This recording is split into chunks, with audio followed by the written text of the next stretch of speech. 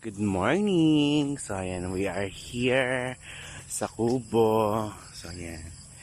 So, mag-harvest na tayo kasi pabalik na tayo ng Manila. So, ayan.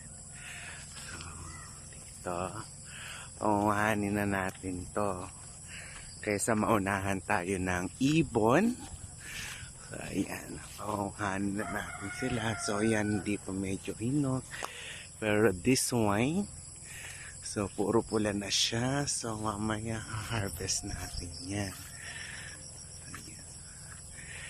So, yung mga batch para gada uwi, marami tayong makukuha.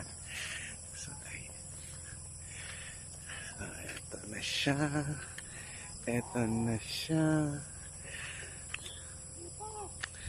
So hanap tayo yung abot kamay na pangarap. So, eto. Ayan. So, bababa lang naman.